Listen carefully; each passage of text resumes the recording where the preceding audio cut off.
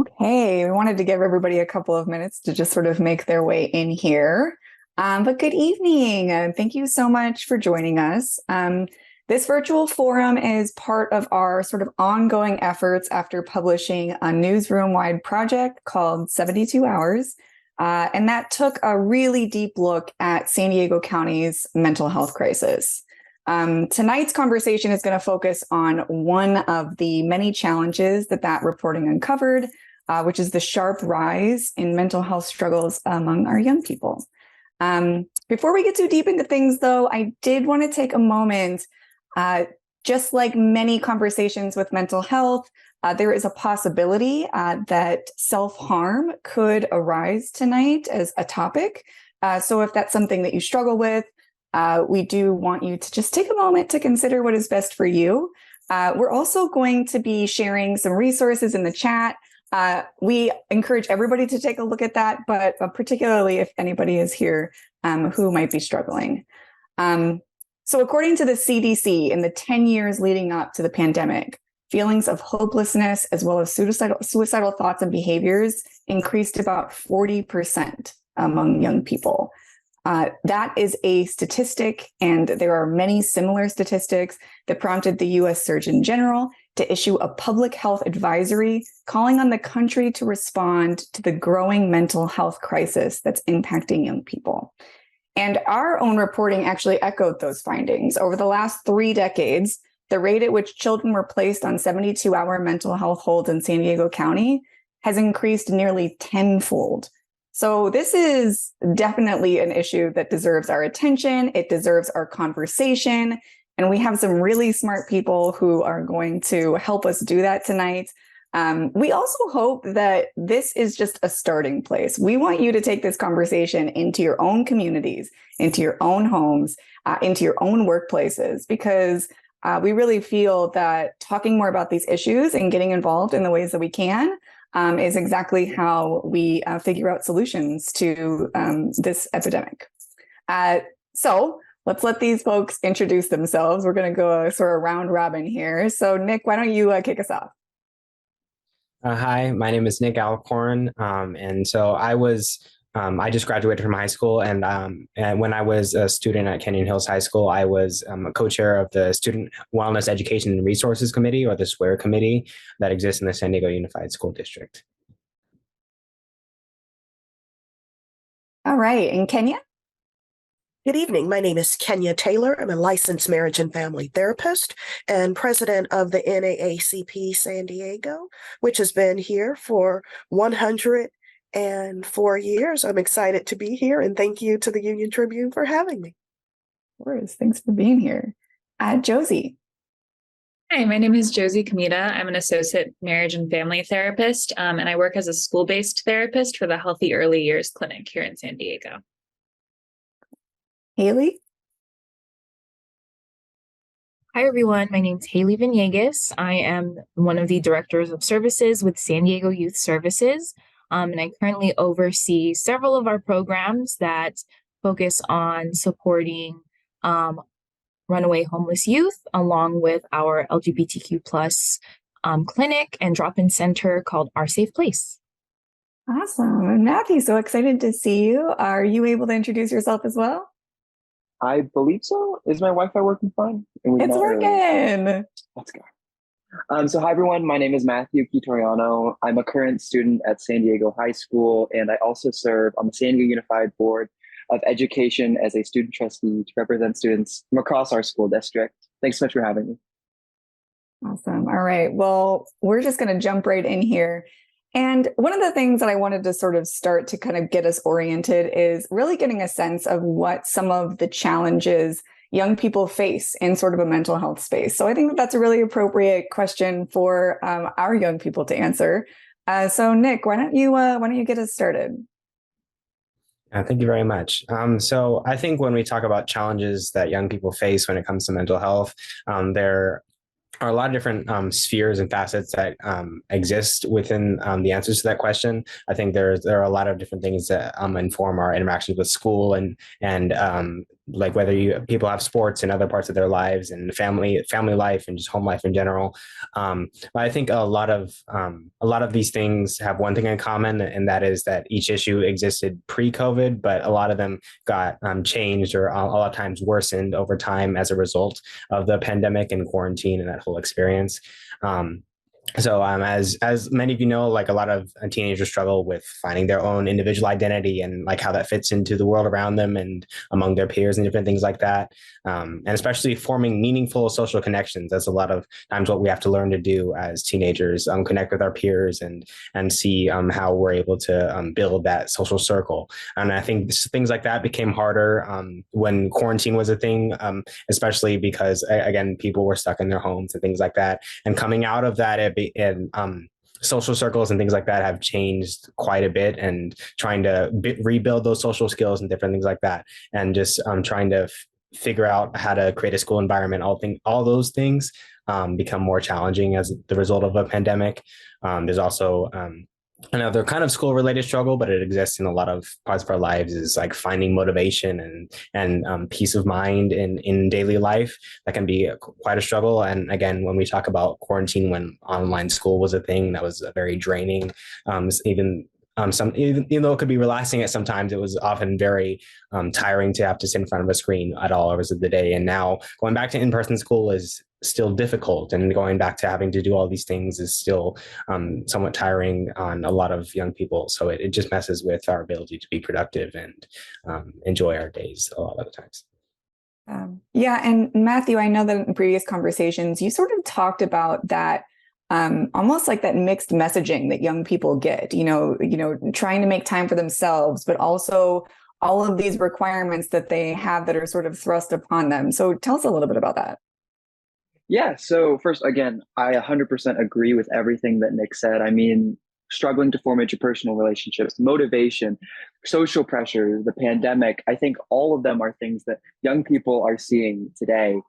I think the other part to look at it is that as we step out of the pandemic, a lot of the conversations that we've had around mental health have been, it's great to see so much new and nuanced discussion around mental health. But I think the part that I feel is missing is that most of the messaging that I got around mental health post-COVID were things like, take time for yourself. Don't overload yourself with classes. Make sure that if you have a full schedule. Do all the things you need to do to get enough sleep, to have a good sleep hygiene, all these things. And yet I wait 2-3 hours later and the same teacher, the same adult is telling me, take this extra AP class, do this to get into college, do this extracurricular. And it's that mixed messaging that often I find confuses a lot of youth, right? So we know that youth are struggling post-pandemic, but what I'm seeing is missing is that we're not seeing that systemic conjunction of here are your goals and here are the healthy ways to meet them, and not just the one-sided conversations that we've been having. I think that really just confuses a lot of students and youth about, where to take their life. Yeah, absolutely. That's really a really good segue. Obviously there are a lot of different strategies for addressing mental health needs, very much dependent on sort of the community that you're serving. But Kenya, Haley, I was hoping that both of you could sort of talk to us a little bit about what are some of the challenges to addressing mental health in the youth spaces in the first place. Mm-hmm. One of the things that's been a challenge is to acknowledge that mental health exists. For years, it was not a popular topic to discuss. However, I'm really impressed with our school districts because there's a number of mental health clubs or mental wellness clubs that normalize talking about school stress. Some of the clubs talk about ways to address test anxiety. What does it mean to apply for college? Let's do the essay and the stress of waiting for acceptance letters to get into a college. These are issues that come up every single year, and our schools are putting more things in place to help support the students. However, one of the challenges is to say it's okay to talk about wellness. And the schools are trying to make more safe spaces to talk about these things, because for years, mental health was something that a lot of people said, not in my backyard. This doesn't exist here, or you'll be okay. Pick yourself up by your bootstraps. But now we're saying mental health is just like a coach. Mental health providers like a coach. The greatest athletes of all times all have a coach. And so when we reset, recharge, re-energize, someone just mentioned healthier sleep.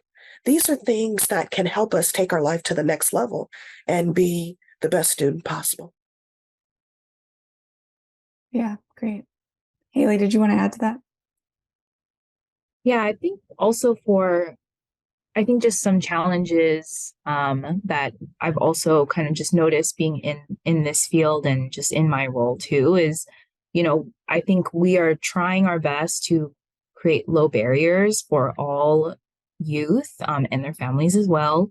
However, I think Nick kind of touched on it a little bit. It's just kind of like that motivation, I think, like that encouragement. I think some youth might feel like, oh, I don't know if I can relate to this person, to maybe this therapist or to this clinician. I don't know if they'll be a safe adult. And I think, coming from a space where I'm working with, young adults, runaway and homeless youth, right? I can only imagine how many other adults were in this space for them and then kind of up and left, right? So, high school, you meet with maybe your counselor every now and then this transition from high school into college happens, or some sort of post-secondary education happens for you, and you might not know, what's the next best resource for you, who to talk to, who to go to, can they relate to me and my concerns, and again, touching on what Nick was talking about, there's all these other underlying things that have been happening and was only amplified during COVID, during the pandemic, right? The youth who may have had challenges at home now are in the home where they have these challenges and cannot find a place to escape that, right? And so I think, again, just kind of like trying to maybe bridge the gap, or even just really seek out, who can I relate to, who can really address some of these things, and what are these things, right? So touching on what Kenya was saying also is, again, mental health was not a topic that was discussed however many years ago, and now it's just being brought to the forefront, which is awesome and amazing. And it's great to see that so many of our young people are just so self-aware, and I think it's such a beautiful thing to just see that, right? And to just see it grow and flourish over time. And so, yeah, I feel like some of those challenges, again, just trying to find someone that is that safe adult, that is somebody that is relatable, that can really address whatever it is that's happening, can be a huge challenge for our young people. And again, just that transition, high school into some sort of post-secondary education, whether that's college, trade school, vocational, or even just getting into a job, right? There's a lot of things that happen there, and it's just a lot to handle, and it can be super overwhelming. So I would say that those are some of the challenges, I think, that, additional things that we see today too.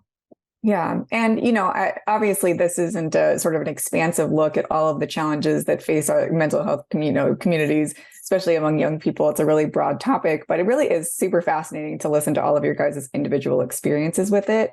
And, sort of in that space, what are some of the things that you see people doing about these challenges in your own spaces? Josie, I don't know if you wanted to tackle that one.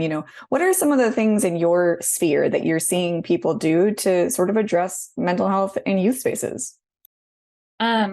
Well, so I've kind of recently been in the school-based field, but I've been working in schools for a while. And one of the things I've seen is a huge expansion of services available, like folks like Nick and Matthew who are advocating for those services in their school environment. But also, like, I work in elementary schools, and early childhood mental health is something that hasn't necessarily made those strides, right, in terms of like visibility and support. But schools are working really hard to get folks, like, to have a guidance counselor at least there every day, to have a school-based therapist there as many days as they can. So the people who are in these school environments with these children are really often advocating for for them to get the care they need, and the kids themselves are advocating for them to get the care they need too. So I think that's something that's been really meaningful to see. Yeah, that's super cool. Nick and Matt, we're going to come to you in just one second to talk about a very specific initiative. But Kenya and Haley, did either of you want to sort of weigh in on what you're sort of seeing in your own spaces? What are people doing to address this issue? Oh, sorry. Let's just pick one. Kenya, why don't you kick us off? Okay. I think having platforms like this, where we're normalizing talking about mental health or wellness, we have an opportunity to listen to our youth. So many students learn from each other. As a therapist, I've been able to build programs based on learning from our youth or hearing from them what they need. And students learn from each other, and providing more spaces and opportunities to talk about solutions for success can help. Also, if we have, let's say, a sports team who has a lot of stress, they have homework assignments, they're traveling for sports, sometimes we try to figure out how to get all of our homework done. It's very stressful. Students can help each other and talk about different strategies that could help them. What I find over the last 20 years being in this field is that people need at least one safe person to talk to, and they could be okay. And when we normalize saying it's okay to ask for help, that's powerful, because if someone feels that they're alone, they won't ask for help. And going back to the issue of a safe space, it's critical because people want to know they're not alone. There's so many opportunities to build on self-care. And I work in a private practice setting, and just the issue of self-care, we take care of our pets, we spend time with our friends, we cheer on others, but we forget to cheer on ourselves. And sometimes one of the things we have to remember to do is celebrate the small milestones that we make so we could continue to go forward and increase our motivation. Yeah, absolutely. Haley, did you want to add to that? Yeah, I was going to say, I think what I'm seeing in my, I guess, just kind of like area. So I am again with a nonprofit here, San Diego Youth Services. And we have a ton of services that we're providing all over the county. I mentioned earlier about providing like low barrier or having low barrier access for youth. And so kind of like Josie was saying, we have a lot of our like interns coming from colleges, providing therapy services while being overseen by clinical supervisors. We have clinics with the agency. So I mentioned earlier that I oversee our LGBTQ plus clinic called Our Safe Place, which also has drop-in centers countywide. So that's all funded by County of San Diego. So there are those things. And I think especially what I touched on for our runaway and homeless youth, we try to have, just because of the nature of just kind of like some of the youth that we work with, they're very in and out, they're very here and there. And so every interaction that we have with them, we try to treat it, with so much care, as much as we can, just because we never know when we're going to be able to have a conversation with that youth again. And kind of like what Kenya was saying, finding that safe person, that safe space, that wellness center. Right. And so we really try as an agency to do our best to create these wellness centers throughout all of San Diego. And that's, from the interaction when the youth walks in through our doors, whether it's our drop-in centers for our youth, or again, just even at the schools that some of our staff are at. We really, really do our best to just have those little wins, as we just talked about. Right. And so I feel like these are some of the things that my agency is doing. And I know a lot of other nonprofits are really trying to focus on, especially when it comes to working with young people and just being mindful and aware of all things that are happening, for them or with them or whatever it is that they're going through. So just some things to add there. I really like this idea of, I feel like those are all really connected too, because as we see organizations putting more funding behind providing services, this is going to lead to creation of spaces where people feel safe that they can go to.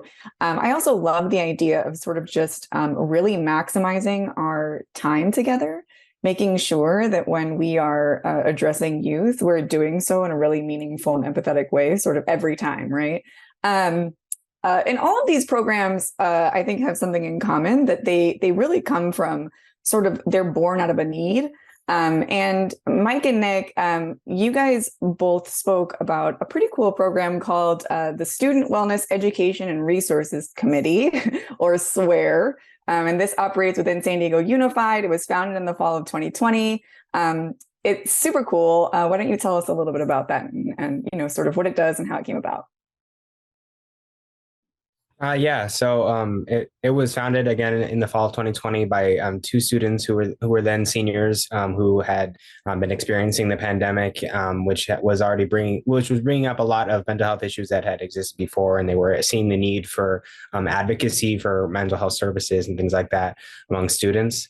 And so the committee itself is run by students. It's now completed. We've completed our third school year in operation. There are student leadership and representatives too from a bunch of high schools around the district, and there are adult advisors who are aiding in various projects. And so the very exciting thing is just the amount of impact that this committee has been able to have in such a small period of time. We've been able to have impact on legislation, whether it was excused absences for mental health reasons across the district, making that widely and completely implemented, and then drafting and then beginning to implement a mental health curriculum in schools across the district, high schools, and then working down the line in as many schools as possible.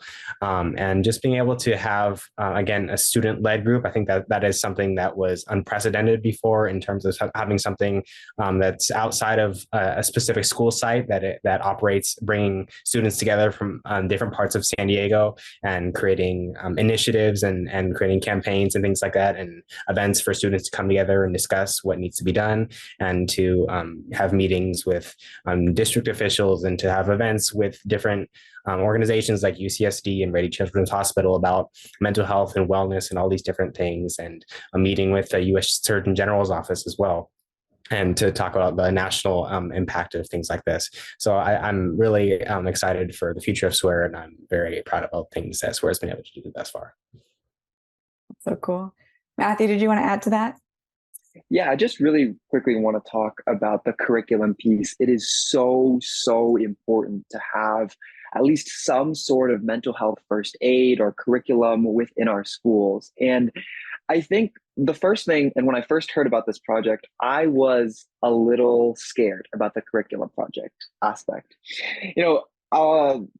Like some individuals brought up, it's important to have empathetic, real conversations. And that's something that I honestly think has been missing in a lot of our conversations.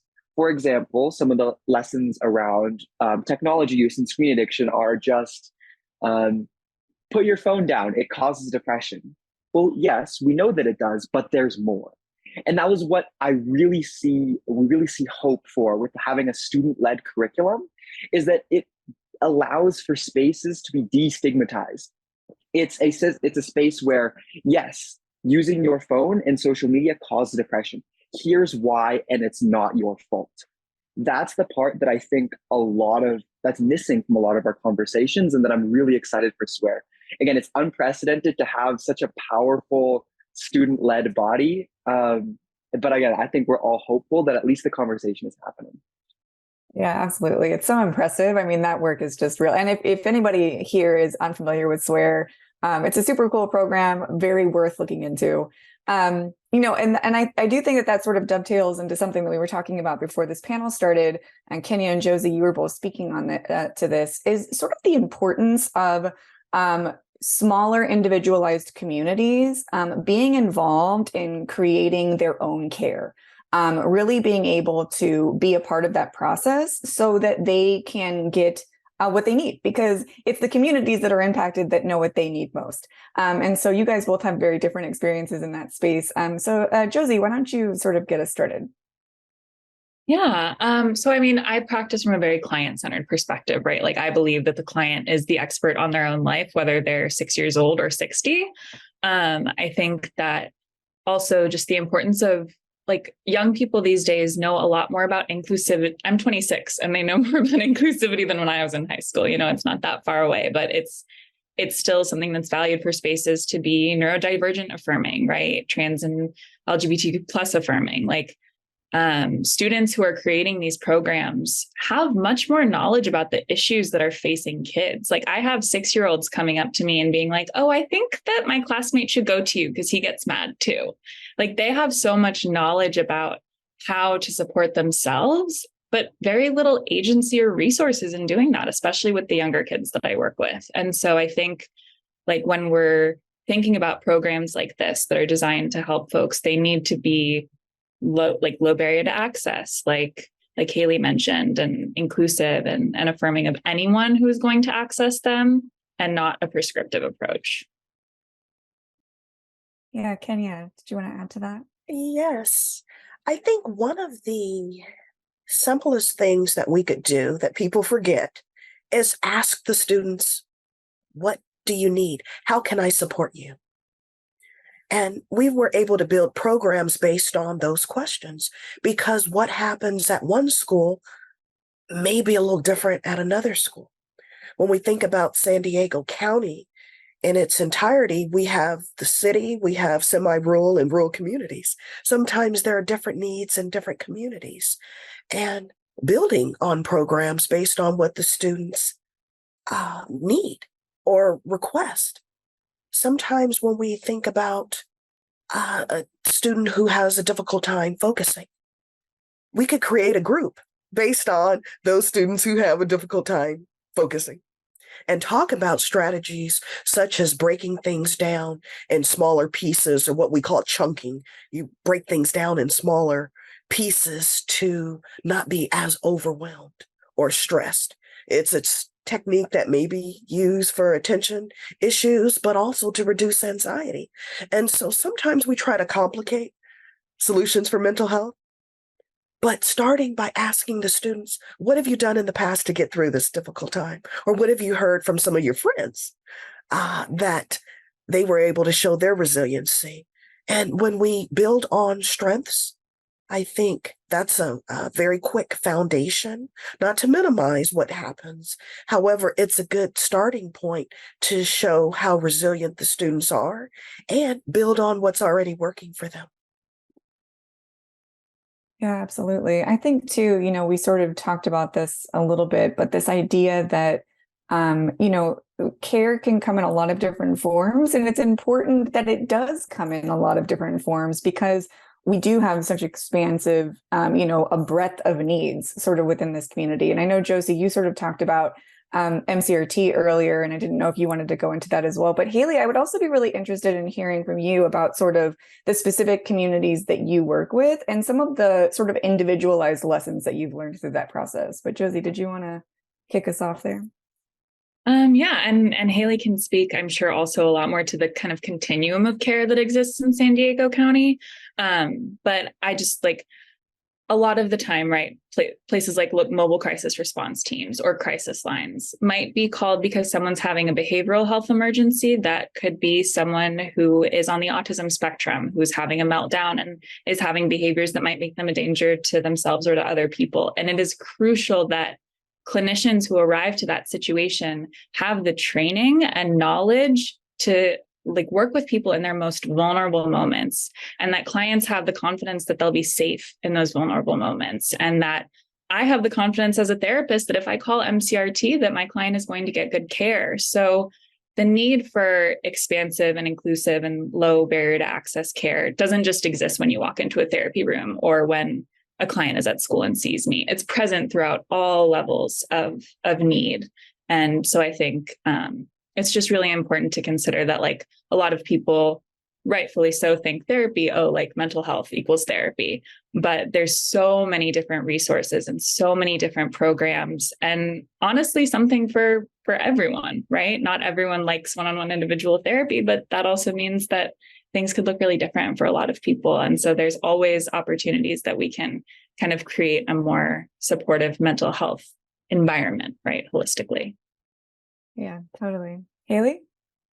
Yeah, I was just going to say, I think just adding to what Josie was talking about like safe spaces and everything like that. So I mentioned again, just working with runaway homeless youth, just talking about times where, when they walk in, things like honestly taking a nap or at one of our drop-in centers for our youth, for 18 and up year olds, showers, especially if they are out there sleeping on the streets or, couch surfing or whatever that is. And, what we try to do is get them in, and then that way we can connect them to other resources. Like, what does housing look like for you, right? Like, how long have you been, out there on the streets, couch surfing, whatever that looks like for you. And then again, just trying to see how we can address their needs based off of what it is that they want, right? Like, I think one thing that I've noticed just kind of in this field and being with this agency is that, we're never trying to put our own expectations onto our youth, right? And we really try not to, because we have to remember and recognize that whatever our definitions are of that successful thing might again not be that definition for this youth. So I think really important to ask those questions and see what does make it comfortable for them, right? And it is from the youth. We always ask them, what are some things in this drop-in center that you think would be most helpful for you, right? What is it that you want to see in here that will make it a space for you, right? Does that mean that we can try to get more pillows on our couch, or maybe more games, or like, any of the other things, maybe affirmations. Some youth love that. Or, even just kind of like daily reminders. And again, it's really the small things, right? I think lately what I've been seeing, I think in this past like week, is the whole access to showers and just clean laundry, right? That's so huge. Kind of like what Josie's saying, mental health is not just this, therapy room, right? It's everything outside of that, because all of those things impact our mental health. And so it's really important that we get our basic needs met, right? Have you eaten anything yet? Hey, we have a whole kitchen here. What is it that you would like, or what kind of food is it that you want to see, right? I think of our youth who are vegetarian or vegans, who really want to see those dishes versus cup of noodles or like a mac and cheese thing that you heat up, right? So I think, again, just, connecting those things with youth mental health, right? And just, again, creating the space that they want, right? We really take the time to listen to our youth and try to tailor our spaces for them. So, yeah.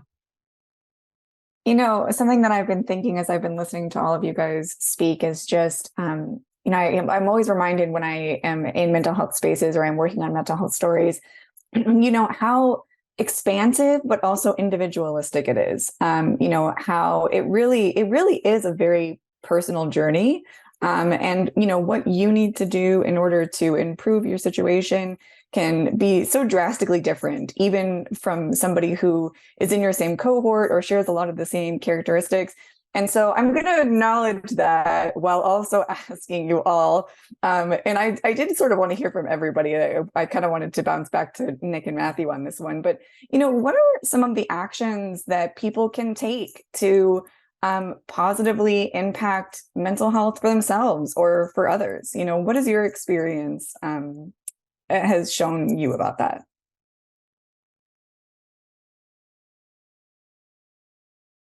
I keep forgetting that I'm gonna have to pick somebody. I don't know, Nick. Did you want to get us started off that one? Yeah, I think there are a few different, like both individual and just kind of systematic kind of ways to take action. I think a lot of ways when we talk about youth is a support creating a support system for youth. I think a lot of times parents can create safe spaces in their own homes and with each other, just by being open with their youth and checking in, and a lot of times setting an example, being honest about either what your own struggles as much as you are comfortable, or some other forms of transparency and openness that can set an example for your the youth in your own household, so that they can see what it is like to express your own struggles or to talk things out with someone, so that if you are in a position to mentor a youth, you can create that space for them, so that they can have that sort of have you as a member of that support system, as it were. And then also, when we're talking about people who work in youth spaces, being a part of the Square Committee, I've had the privilege of working with so many adults who have supported us in helping us find spaces to raise our voices, and who have given us a lot of encouragement when it comes to going into rooms where there are a lot of adults and we may not feel as comfortable. So I think finding ways to support youth who are trying to make a change and things like that, that mental health as like a topic, and mental health as an advocacy point, I think that can use a lot of support. The youth could use a lot of support from adults in their lives and in various institutions. Cool. Matthew, did you want to add to that at all? Anything that people can take, any actions they can take, ways that they can improve their own mental health, or just be a part of this in a proactive way? Yeah, I think a proactive way. Well, I'm not sure, but I think I really, really liked the term mental health NIMBY. The idea that mental health is important, but not for me. I love that term now. And I think we need to be really careful with it, because again, I think we've all recognized that mental health exists, but it's hard to make that connection. Mental health exists for me. And I think that's might be one of the best things that I think people can do, is be open and transparent with your friends, but also your family. Specifically, if you're a parent, be transparent about your own mental health struggles with your child in an open and healthy way. I mean, I think that for me, and I'm not an medical expert on this, and those that are medical experts, feel free to chime in, but that transparency of it's okay to struggle is so, so empowering. I think if we as a collective can recognize that mental health is not just an idea for the system, but idea for me, so much change can happen. Yeah, I really like that. And I was sort of, I was sort of thinking about that as a parent myself. And I know that there are probably parents that are part of this webinar, and I don't know if anybody wants to speak to this, but, I think that Matthew really nailed it there. I think that in a lot of ways, family structures don't do a very good job at sort of, living in a way that shows young people that, hey, it's okay to have mental health struggles. In fact, we all have mental health struggles, right? I think that can really be pretty alienating, and it can sort of make it difficult for families in general to sort of address mental health struggles among youth. So I don't know, are there tips for parents, Kenya, Haley, Josie? Like, what can we do to sort of better support kids from the inside? I think as parents, sometimes we're very busy, and sometimes we need to slow down and listen to our kids, and not listen to our kids as we're in the car and we have distractions with the radio, but maybe just sitting down, having a one-on-one conversation or with the family to talk about what's going on in their life. Sometimes people don't know their kids. Sometimes we don't always speak up, because if a student goes to a parent and they say, I'm having a hard time, and the parent says, I don't have time for this right now, the student's likely to shut down. And so it's important for us as parents to stop and listen to our kids. Also, if we're not able to address the needs, then finding that support system who's able to. I realize everyone's not going to therapy. Sometimes it may be a coach that a student could talk to. If someone's in the faith-based community, they may talk to someone there, a friend, a counselor. There's wonderful counselors. but having someone to talk to that will acknowledge what the student is saying is imperative, because sometimes we want to talk to people, but if we feel like they're too busy for us, we'll shut down. Now, keep in mind, I remember working at one of the hospitals years ago, and there was a book. It was something similar to, the title was Leave Me Alone, but first can you drop Cheryl and myself off at the mall? Kids, sometimes they want to be very independent, autonomous, but at the same time, they still want and need their parents' support. So I would just encourage all parents, because parents sometimes experience mental health issues too. However, we don't always talk about that. And so what we could say is, what can we do as a family to improve our wellness? Does that mean going to sleep at a good time? I know people that play video games all day, but they won't eat dinner because they're afraid they'll lose their level in the game. And these are real issues that I'm noticing more students being more anxious because they need to rest. And the greatest athletes of all times, they all take a timeout. Our minds need to take a timeout and rest as well. And when we normalize self-care breaks, I think that could help us, but also figuring out who our support system will be when it comes to mental health, because sometimes we may not always talk to a parent, a sister, or cousin. It may be a friend, but talk to somebody. And that access that so many people talked about earlier is critical, because with access, it can open the doors to more support and people can feel better sooner. Yeah, absolutely. And I do think that that's a really important point. I think that it is important to acknowledge that not all family structures are safe spaces. And so making sure that you are connected to a space that will be supportive of you is hugely important. Haley, Josie, I don't know if either of you wanted to add to that sort of, what actions people can take, parents specifically, or anybody in general. Yeah, I think one thing too is understanding just kind of like what self-care looks like, especially for parents. I think a lot of people nowadays are saying self-care is like take a walk, go to the gym, exercise, all these like very great things. And kind of like what Kenya was saying, parents and guardians sometimes don't have that time, so what does self-care look like to you as a parent or as a guardian, and how can you normalize that in your household for your youth, right? Maybe it's taking the time to make that appointment at the dentist that you have been pushing away for so long, or taking that trip to, the zoo or wherever it is that you mentioned however many weeks ago, but then all of these things kind of piled up and, now here we are, it's August and we're already halfway through the year kind of thing, So I think it's really important for parents and guardians to also just be very kind to yourselves, right? And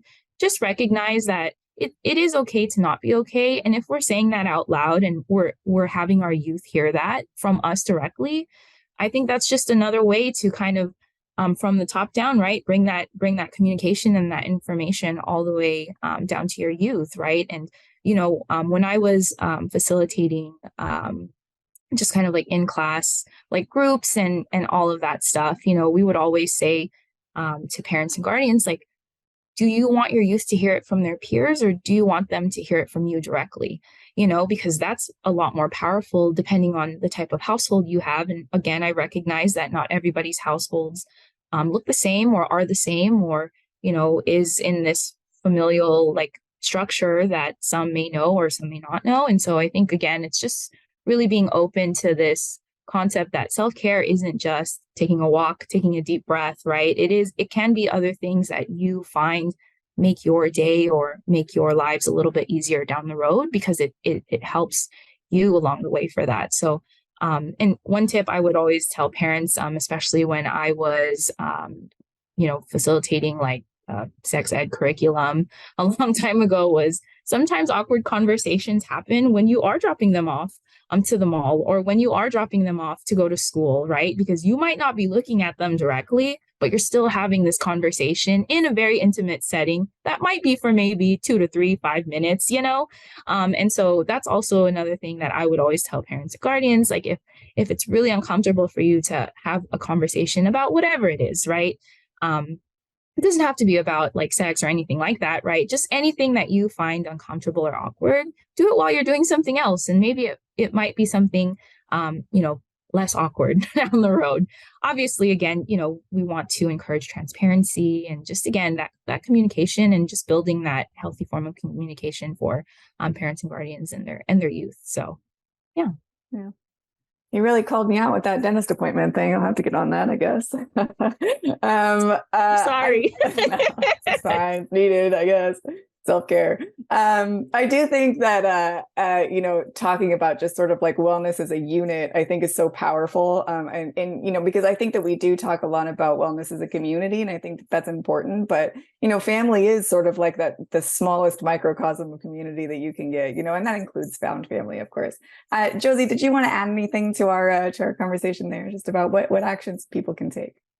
I mean, I think you just hit on it, right? Like, showing up for the people in your community, whatever your community looks like, is like the way to make people feel loved, to feel supported, to have that community care. I also, and I'm not a parent, but I want to acknowledge that these are really scary topics for a lot of parents also. Like if your child is 9 and comes to you and says, I want to see a therapist, I've been thinking about self-harm, that's something a lot of parents do not feel equipped to discuss. And so I think, like, I love what everyone else has said about like parents being brave and having those honest conversations with their children and meeting them where they're at, right? I hear a lot of kids who also say, I just want my mom to know I'm trying really hard, right? Like kids are trying so hard, and there are so many expectations that we've placed on children and teenagers. And so I think just really showing up for them where they are at and being brave to do so is one of the biggest things I think parents can do.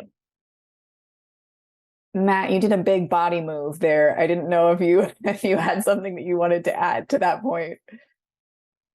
No, I mean, I just 100% agree with everything that's been said. I think transparency I think the hard part is that if you don't show your children how to deal with mental health struggles, they will find other ways to do it. And that's probably not the way that you want them to do it. Yeah, that is a great point. And we see that in adults, right? I think that so many times us as adults who are unequipped find ourselves in coping mechanisms, and that's the way that we sort of make do until we find healthier paths. So yeah, absolutely. I think that, sort of being the example as best as we can, acknowledging that, there are going to be experiences that we are clearly unequipped for.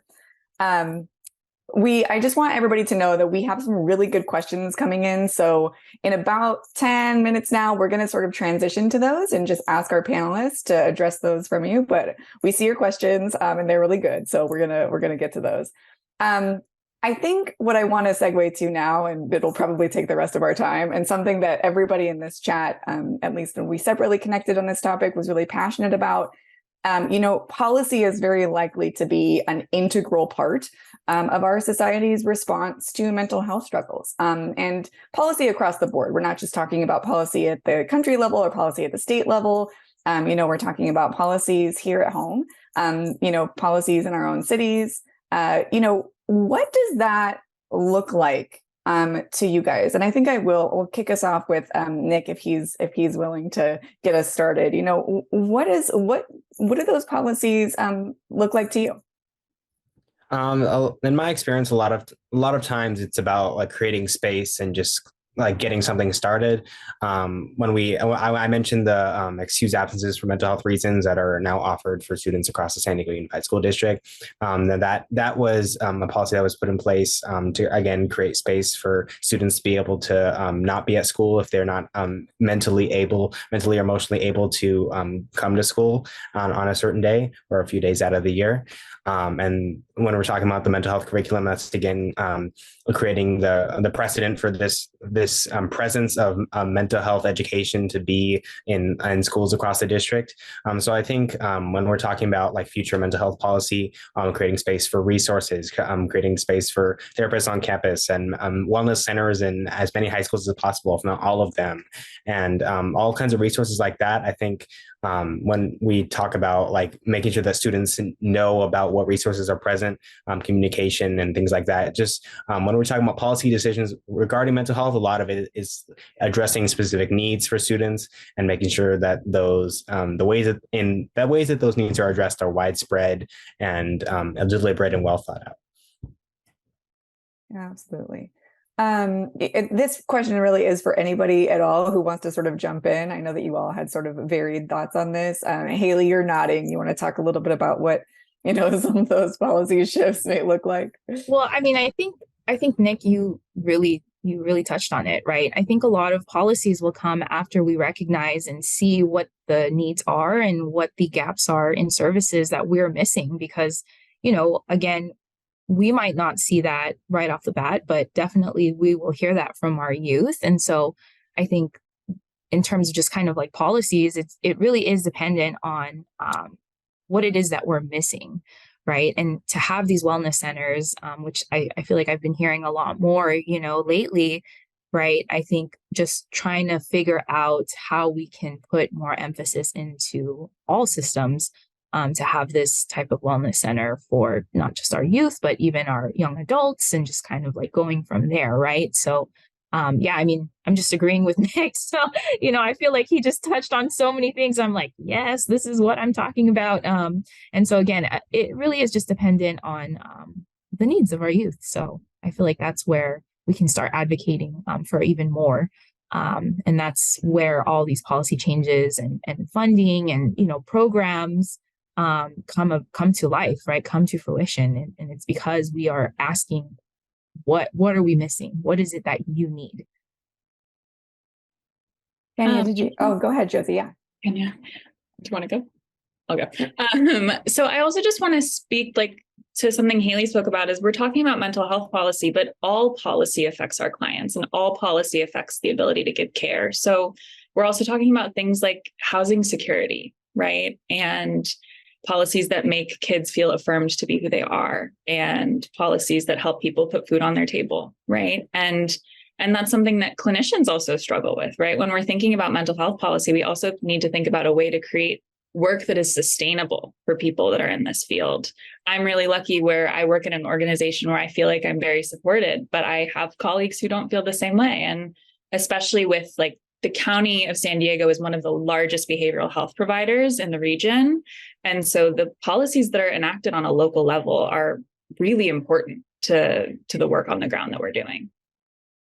I do want to jump really quickly to Matt, because Matt, I know that you feel similarly about that that when we're talking about mental health policy, what we really need to be, that's a lot more expansive than people think, right?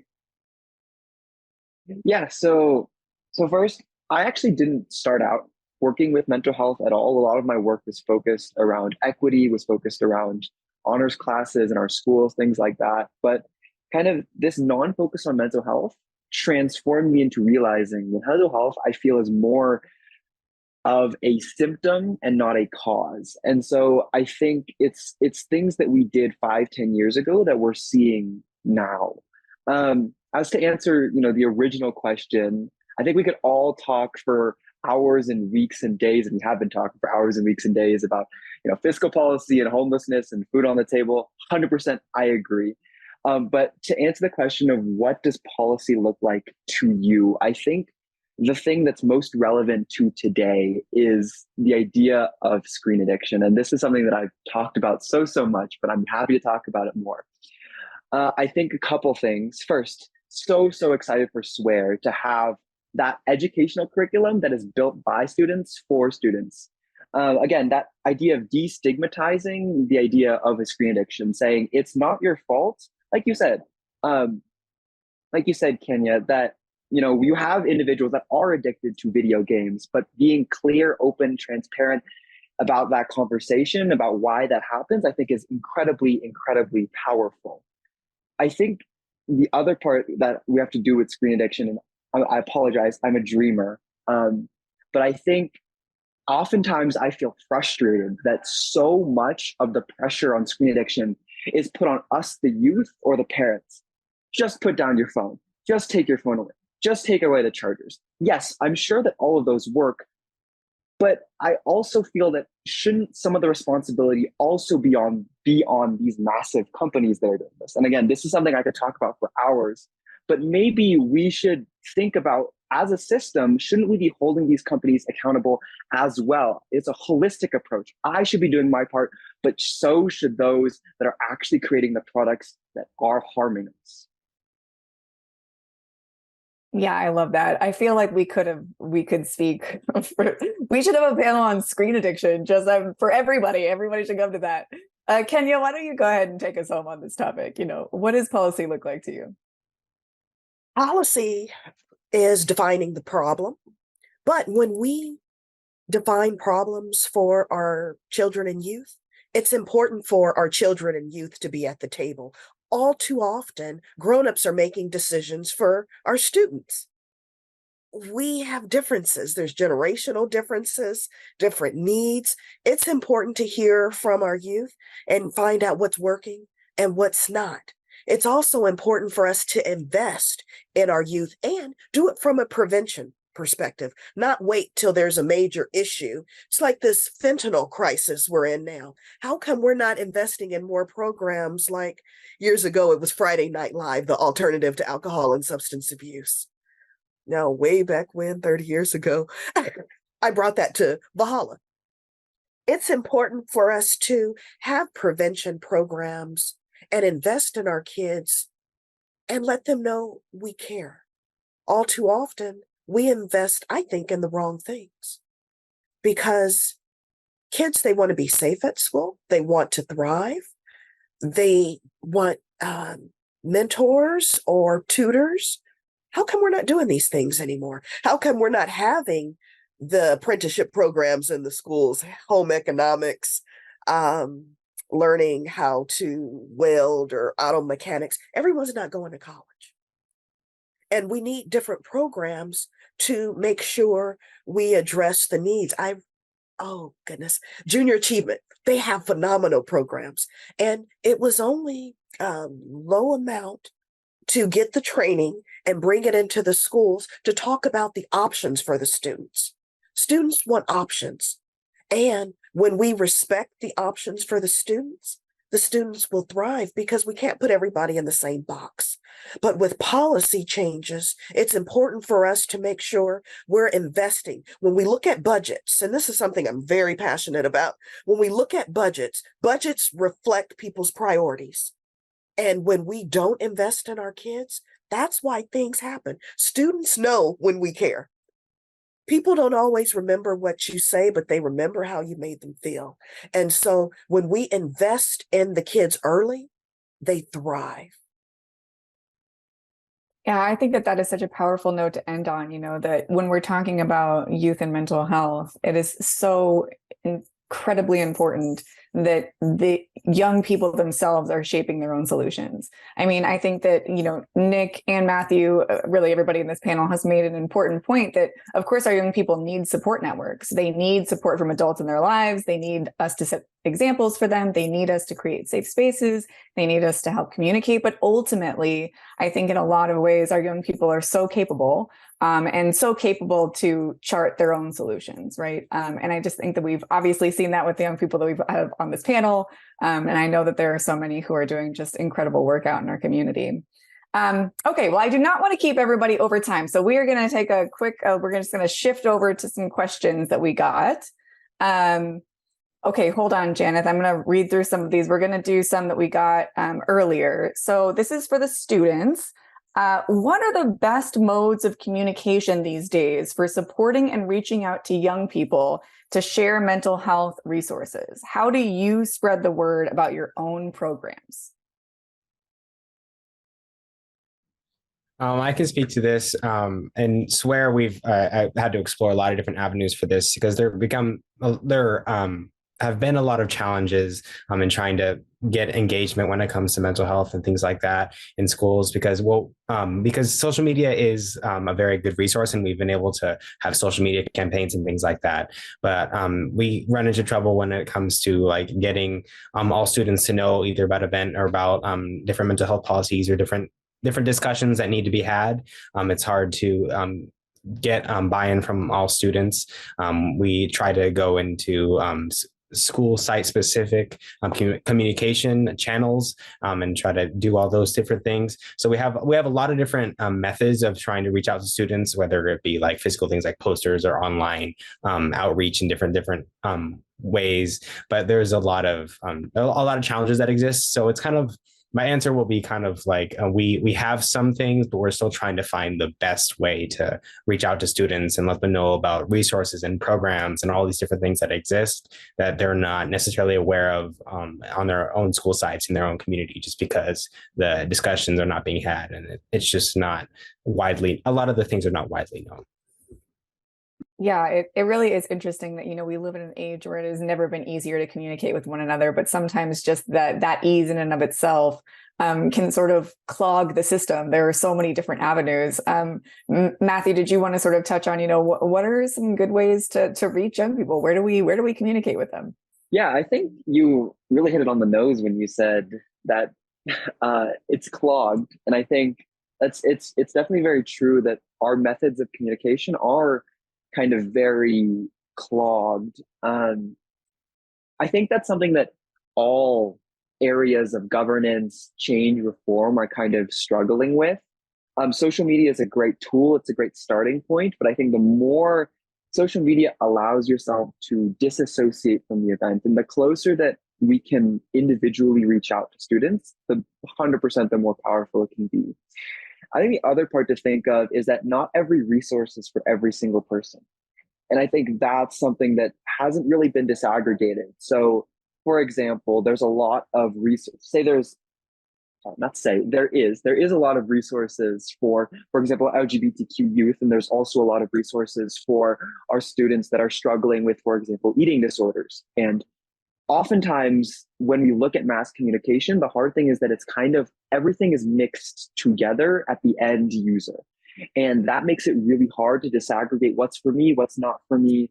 And I think that's something that we can definitely do, is bring it close to the person, but also be more informed about be more personalized about what an individual needs.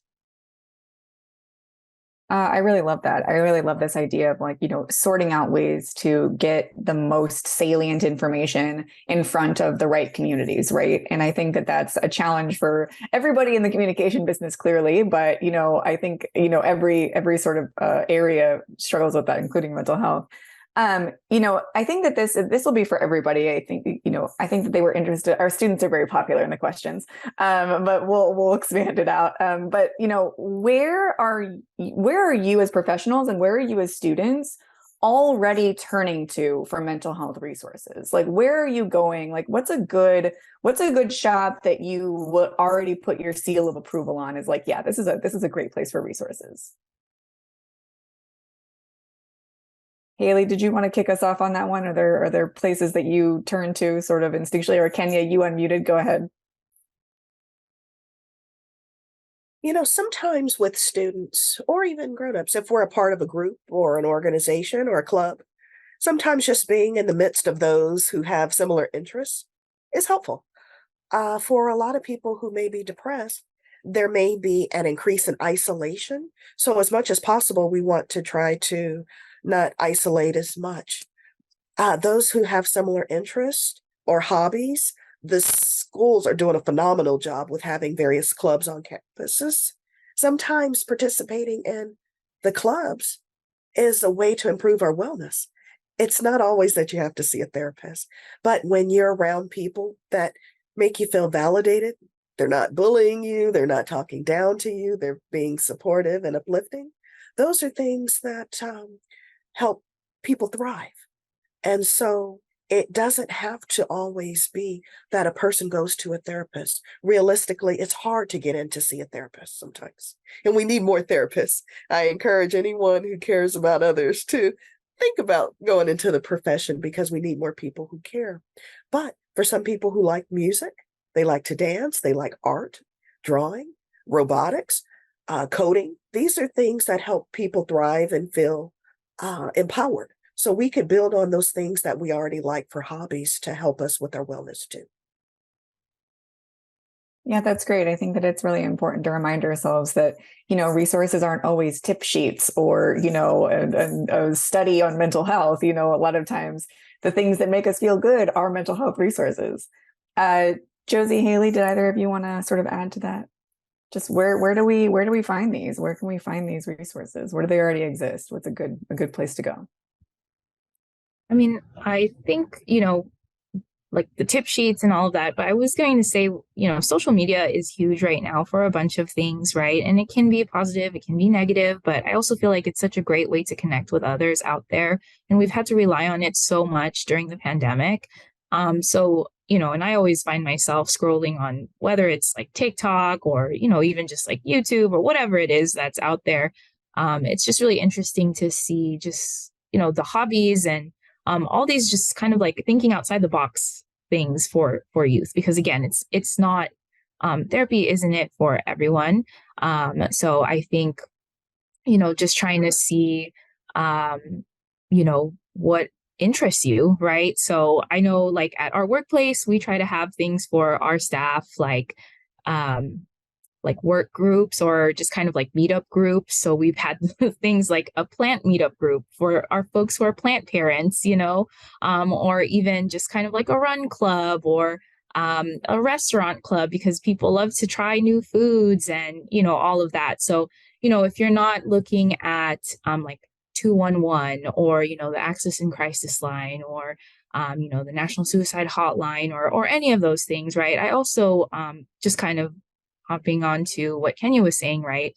Look to see what's around you, right? Your peers who are positive people for you and see what they're doing, right? Sometimes, journaling, reading books, all of those things. I think just kind of like those actions or those hobbies are really good ways to get things going for an individual. And that's something that we've all been talking about. It's what is best for you specifically and what works for you, right? Because, my thing might not be your thing, and same goes for all of the youth that we're talking about. So just hopping on that.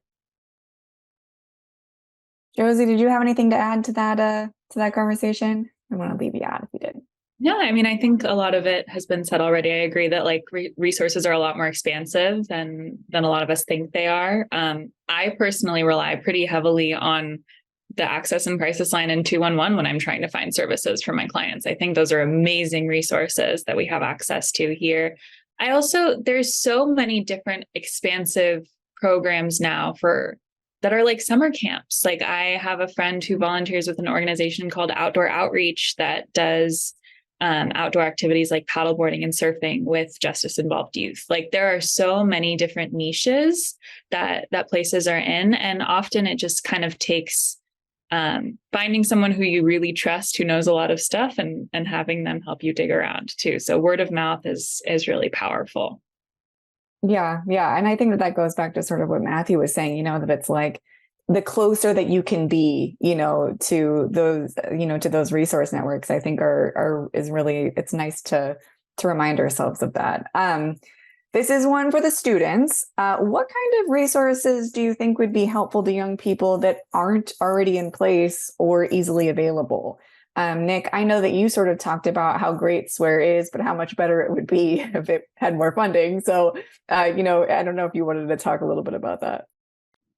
Yeah. I think when we talk about like challenges that exist when it comes to either the reach of initiatives like Swear and other different things like that, I think a lot of times we brought up the issue of communication, and I think I want to expand on that to say that the reason why a lot of students are not accessing mental health resources, that they don't know which resources exist, whether it's in their community or in their schools or in other spaces that they're a part of. So I think when we're talking about new resources, different resources, and things like that. It's a lot of times either expanding how we communicate to students or expanding the resources that exist in certain pockets and expanding them to different school sites or different communities and different things like that. There are a lot of times schools that have like wellness centers and things like that, but there are oftentimes other schools in a lot of areas that have either youth in lower income brackets and things like that, or who are part of marginalized groups who are not being served as well based on the reach of the resources that are being provided in various school sites and things like that. So I think expanding our establishing mental health resources on school sites and in different communities that where they are not already present, when we're talking about, again, spaces like wellness centers where students can just have a safe place on campus, and again, therapy-based resources and things like that that are readily available to all students in the district rather than, again, certain pockets. So I think expansion as a general theme, I think, is a very important thing. Yeah, totally. Matt, what do you think? What are things that would be helpful to have that aren't already in place? Yeah. So, and we could talk for hours and weeks, and I have talked for hours and weeks about funding of our school systems. The students feel lost because they don't have counselors, the lack of on-site psychiatrists, safe spaces, swear committee. All of these things are things that I spent God knows how long hours talking about budgeting and funding, and all of that is incredibly important. But I think the other thing that I kind of want to highlight is that I feel, and I'm not a parent, but I feel like the resources for parents within this new digital age are not there, right? When we're talking about mental health, and I love my parents, and I also think that we as a society, again, need to do have more resources for how to be a parent in this new confusing age of how to be like you said, it's important to be transparent with your feelings. And also, how do you teach that? How do you teach being transparent with your feelings to a 3, 4, 5-year-old? That's totally different. I think that, like you said, the family is the microcosm of our community. And just like we need to support our larger community, I think we also need to do a lot more to support our parents as well. Yeah, absolutely. I think every parent in this chat really appreciates that right now. I mean, I think that absolutely young people do need resources, but so do parents. And parents need resources to learn how to be better parents, which I think is super important. We should all be striving for that. There was a question here in chat that Josie and Kenny, I hope that maybe you guys could shed some light on, but somebody here is feeling pretty inspired to bring this mental health information into schools. And both of you guys have sort of your own experiences with that. I mean, what's the process like? Josie, what's your experience been like, in schools, and what do we need to do more of that? Yeah, so our program is pretty special because it's designed specifically to provide gap services. So there's similar services from Rady's Children's and La Maestra that exist in a lot of the Hoover Cluster San Diego schools where I work. But we actually provide services that are not insurance dependent at all. They're completely free. So those other services are free for folks with Medi-Cal, but ours doesn't require any insurance. So I think just like, honestly, one of the schools that I work at, the program is funded entirely by a donor who was a parent and who was like, I just really want to have supportive services in this community for the students. And obviously not everyone is in the financial position to do something like that. But like I said, word of mouth, like a lot of our support comes from parents showing up at things that we advertise at the schools, right? There's a program called Dinosaur School that does social emotional learning in the elementary schools, and they offer concurrent parent classes. So it means so much just to also have these resources be taken advantage of by folks. I think that's the thing, is because they are out there. And I think Kenya can speak a little bit more on expansion of those resources, because I know that she's been pretty instrumental in some of like in programs such as this. But they're out there and showing up and showing that you're using them and showing that you care is a really huge part. Yeah, I think that that is such a huge point, just that, making sure that we're taking advantage of those resources. Yeah. Kenya, tell us a little bit more about your experience and what you've learned over the years of your involvement. Sometimes just having a student-led event, activity, assembly that talks about wellness is wonderful. Have the students lead it. Sometimes it used to be the ASB. Sometimes it's kids who aren't in ASB and they have concern, interests. It could be anyone on the campus that cares. It's important for us to have those times during lunchtime, or if it's an assembly, where we could talk about, how do you manage test anxiety? What happens when you have the statewide testing? Every year, when it's statewide testing, students, I hear repeatedly, are overwhelmed. They want to get good grades. They want to have nice scores. Some need more supports. Our PTAs or PTSAs, parent teacher student associations or organizations, they're phenomenal. They can have events for the students. But also, if there is a staff member who would be willing to be an advisor for the students and have a club on campus, I would build it based on the needs of the students. And sometimes we could create a little survey. One thing about our youth, they have so much wisdom as far as creating surveys and flyers and things of that nature. And just asking, what would you like to see on campus? Do we want to address Red Ribbon Week? Do we want to talk about suicide prevention? Do we want to talk about ways to manage test anxiety? Do we want to talk about just having fun and not worrying about our classes for 2 hours? These are things that could happen that are free, but ultimately, when we talk about the policies and investment, it's important when we think about the County of San Diego, who has over $2 billion in health and human services.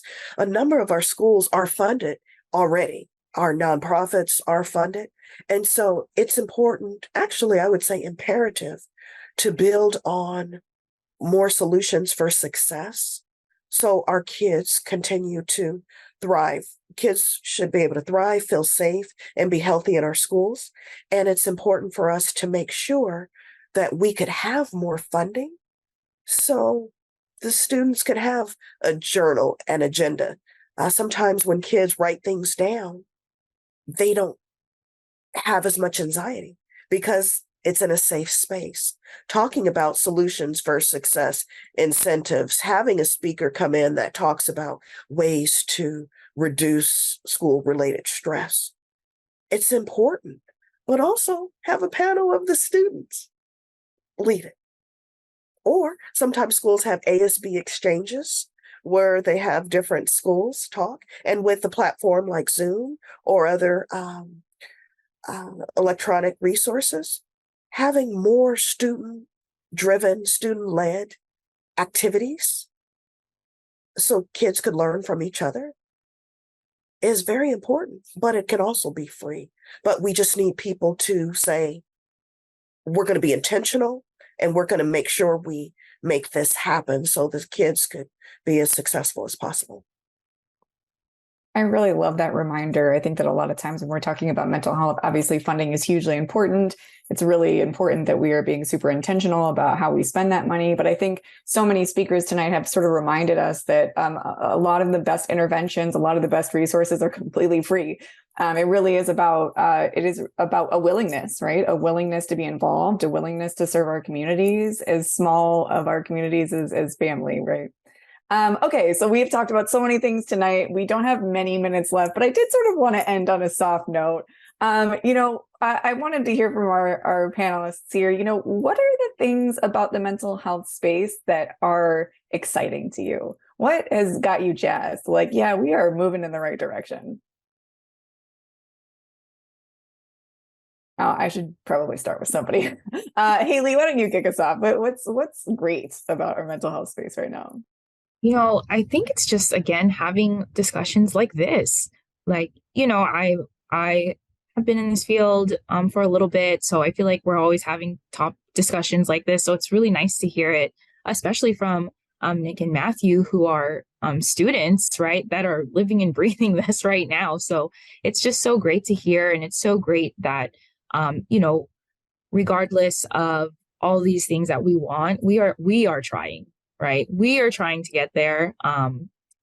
Any way, shape, or form, we are trying. And so I think this is what really excites me, is that there's all these like new and innovative things that are coming about, that are expanding our services, and that are being tailored to certain niches or certain communities, and really trying to, again, bridge that gap or find the gaps that we are missing and that we may not know about. So I think all of this just shows that we are moving forward.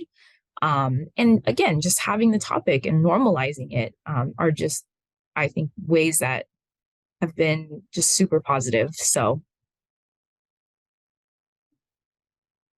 Yeah, Kenya, go ahead. I see you unmuted. Reducing the stigma of mental health is so powerful. 20 years ago, 20 plus years ago, when I first started in the field, I'd go into the schools and sometimes people would say, "Oh, we don't have any problems here. Yeah, everything's fine." Because it wasn't a popular thing to talk about. And sometimes I don't even use the word mental health. I'll talk about wellness because it doesn't have the stigma. For example, the county of San Diego, with one of my prior roles, I was a behavioral health consultant. That's a lot different than a therapist or a social worker. And so with the consultant title, it reduced stigma. But regardless of what we have or call it, it's important for us to have access and have access to all students. Even though we have different cultures on a unique campus, there's subcultures within the campus. And so I encourage everyone listening to think about, with the new school year approaching, I know some of the districts have started already, but having our educators, our administrators, be more intentional and talking about wellness before there's a problem. It's so powerful. But as the other panelists said, I learned so much from Nick and Matthew because they're our leaders and they help us develop programs or projects based on what the needs are that they're hearing. So I just really want to thank them for all their wonderful work that they're doing to help strengthen their campuses.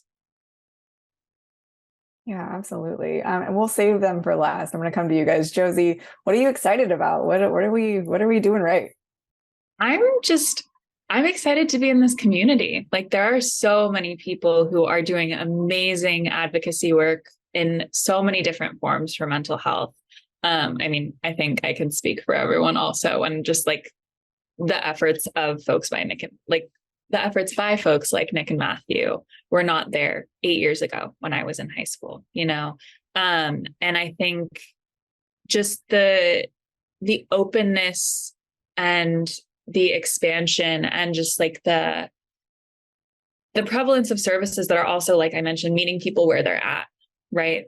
It's become so much more accessible. It's become so much more of a talking point. And I think people in general have a much better understanding of mental health than they did 2 years ago, 5 years ago, 10 years ago. And I think that's the part that makes me feel the most kind of galvanized to be in this work.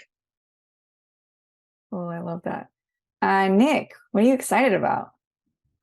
There's so many things have been rushing through my brain, but I think some things that I think of like immediately are just like the people that I've been able to connect with, and just like the general space that we've been able to create and the space that we've been given, either creating events through this work committee or in other spaces related to mental health. At my school, now 2 years in a row, we had a full mental health day where we had, for an entire day, we had mental health resources, community resources present on campus. We had speakers come in and talk about various mental health related issues and things like that. We had things like that get me really excited.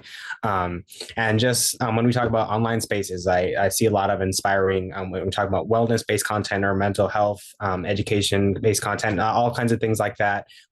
Again, more space that's being given. So I think when we're talking about discussions and creating those spaces, I think all of that is exciting to me, and it's inspiring how many people are working hard and how many people are sharing their stories, and just the courage that all of this takes is, I think, what's so invigorating to me personally. I love that. All right, Matthew, send us home. What are you excited about? Wow, I'm excited for everything y'all just said. I mean, excited the conversation's actually happening. Before COVID, the idea of what mental health was, it was developing. And now I think we're seeing a lot more, and I'm really excited for that. I'm excited that for the first time in, well, maybe forever, we're actually listening to our students in a meaningful and productive way. That fills me with so much power. We're told, you can do anything if you put your mind to it, work hard, and you can do anything. And now we're actually seeing that happen, and that we can be that change that we want to see. And I think, again, Nick touched on this a little bit, but wow, the inspiration that it gives me that, there are people out there that are leveraging tools like Instagram, like other things of other forms of social media. There are people out there that are leveraging them for good.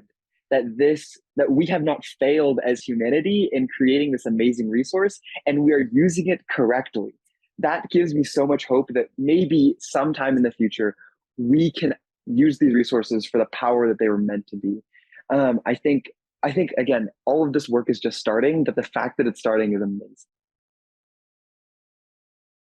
Cool. That's such a great note to end on. I just, for myself, thank you so much to all of our panelists. I have had so much fun getting to know you guys, and just getting the chance to listen to your thoughts on this has just been really illuminating for me. And I hope that it was illuminating for everybody else who decided to join us. As Bella did say, we are looking for people in the community who would be willing to share their personal experiences with mental health. We have a special email address that's set up for that. It's called 72hours@sduniontribune.com. So if you want to share more about, sort of your experience with mental health, we would love to hear it. Otherwise, thank you so much for joining us, and we hope to see you again.